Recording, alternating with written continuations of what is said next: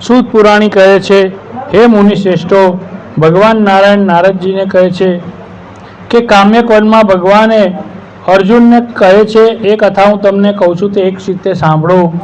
मलमास दुखना निवारण अर्थे भगवान पासे गयो। वाहन गरुड़ ने भगवाने आज्ञा आपे छे तेथी पाखो फफड़ावी मलमास ने शुद्धि में लावे छे अने कहे छे कि आने तमारी पाछळ बेसाडजो, आने लईने आपणे गोलोक धाम जवानुं छे।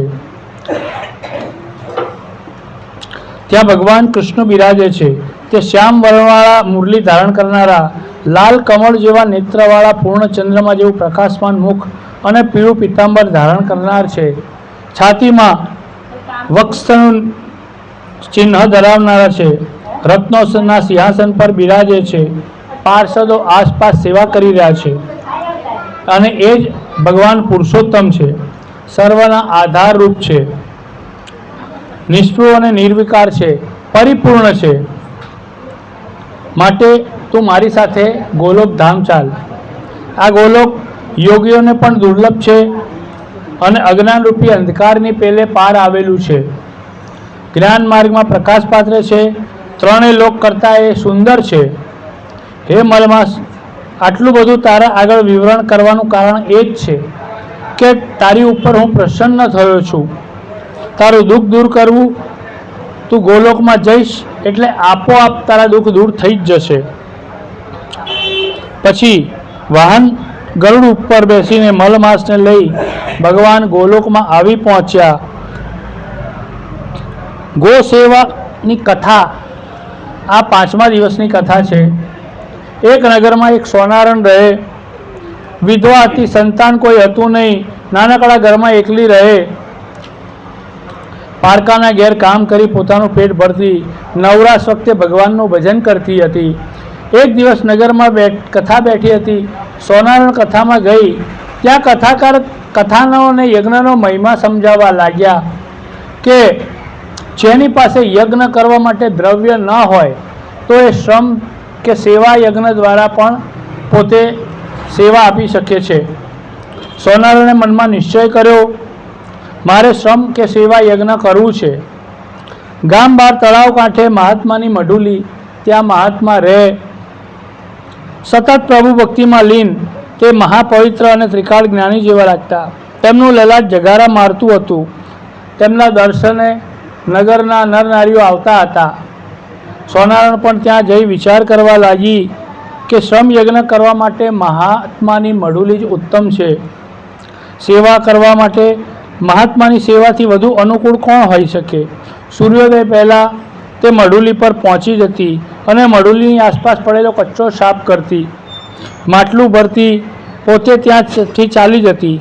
आ वखते महात्मा मढुली में नहोता। तेओ ए समय जंगल में गया था। थोड़ी वारे महात्मा आव्या तो जोयुं तो मढुली एकदम स्वच्छ छे, पाणी पण चोख्खुं भरेलुं छे।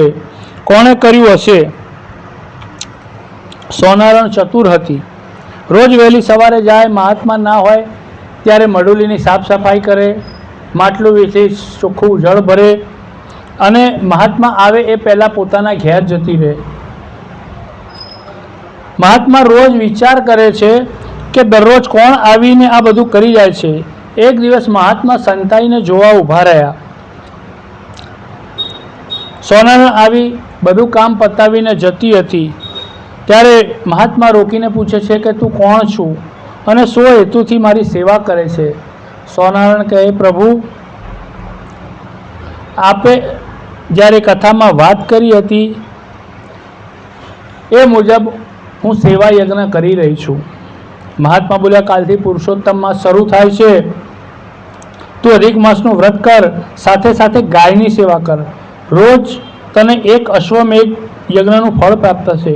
આમ તું આખો મહિનો ગાય માતાની પૂજા કરીશ તો પૂર્ણ શ્રદ્ધાથી આ વ્રત કરીશ તો 30 અશ્વમેઘ યજ્ઞનું તને ફળ પ્રાપ્ત થશે।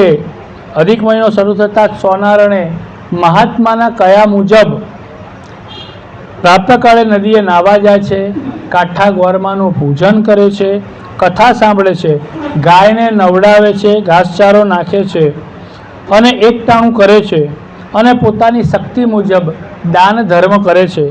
આમ પુરુષોત્તમ માસ પૂરો થવા આવ્યો। વ્રતનું ઉજવણું કર્યું. પછી વિચારવા લાગી કે 30 અશ્વમેઘનું ફળ મળ્યું હશે તો એની ખાતરી શું? કુદરતનું કરવું કે નગરના રાજાનો કુંવર ગરમીના રોગથી પીડાતો. આમ તો તે તંદુરસ્ત રૂપાળો, પરંતુ આખા શરીરમાં તેને દાહ ઉઠે, તેનાથી ઘડીભર ચેન પડે નહીં. રાજા મોટા મોટા વૈદ્યો બોલાવ્યા, જાણીતા હકીમોને બોલાવ્યા, પણ કોઈ પણ ભોગે એ સ્વસ્થ થાય નહીં.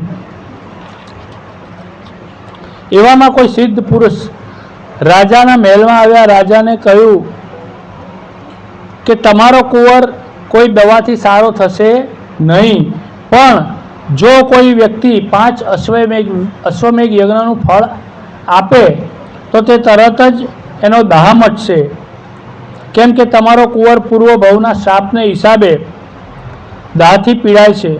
સિદ્ધ પુરુષ તો રસ્તો દેખાડી ચાલતા થયા. રાજાએ તરત પ્રધાનને બોલાવ્યા, નગરમાં ઢંઢેરો પીટરાવ્યો કે જે કોઈ પણ પોતાના પુણ્યમાંથી 5 અશ્વમેઘ યજ્ઞનું ફળ મારા કુંવરને આપશે તો તેને ખૂબ જ સારી બક્ષિસ આપવામાં આવશે. 2 દિવસથી નગરનો ઢંઢેરો પીટાય છતાં કોઈ રાજા પાસે આવતું નથી. રાજા રાણી નિરાશ થઈ ગયા. કોઈ રસ્તો સૂઝતો નથી. ઉડતી ઉડતી વાત સોનારણના કાને આવી. સોનારણને થયું કે લાવને, મારી પાસે 30 અશ્વમેઘ યજ્ઞનું ફળ છે અને મારે ખાતરી પણ કરવી છે કે અશ્વમેઘ યજ્ઞનું ફળ મને મળ્યું છે કે નહીં. તો મારા 30માંથી 5 આપી દઈશ તો તરત ખબર પડી જશે કે અશ્વમેઘ યજ્ઞનું ફળ મને પ્રાપ્ત થયું છે. એટલે એ આવી રાજા પાસે અને કીધું કે હું મારા પુણ્યમાંથી 5 અશ્વમેઘ યજ્ઞનું ફળ કુંવરને આપીશ. રાજાએ હા પાડી. સોનારણે એક કળશિયો ભરીને પાણી મંગાવ્યું. તેમાંથી અંજલિ ભરી ચારે દિશામાં છાંટ્યું. પાણીની અંજલિ ભરી પુરુષોત્તમ ભગવાનનું ધ્યાન ધર્યું કે હે પુરુષોત્તમ ભગવાન, તમારા વ્રતના પ્રતાપે સેવાનું ફળ મને 30 અશ્વમેઘ જેટલું મળ્યું છે, તો મારું 5 અશ્વમેઘ યજ્ઞનું ફળ હું કુંવરને આપું છું.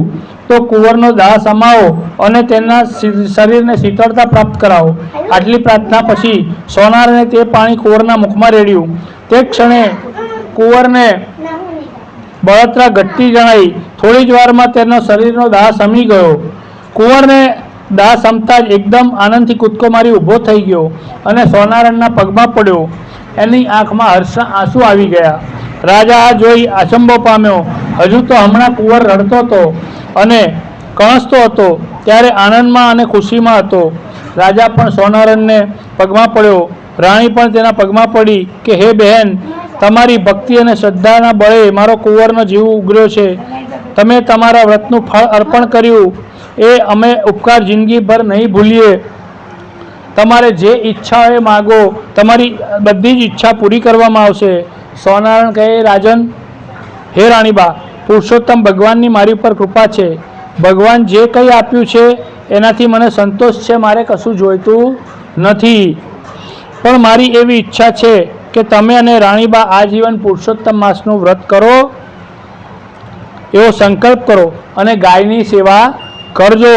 એક ક્ષણે રાજા રાણીએ પુરુષોત્તમ વ્રત કરવાનું અને ગૌ સેવાનો સંકલ્પ જાહેર કર્યો. ઓ શ્રી પુરુષોત્તમ ભગવાન કી જય.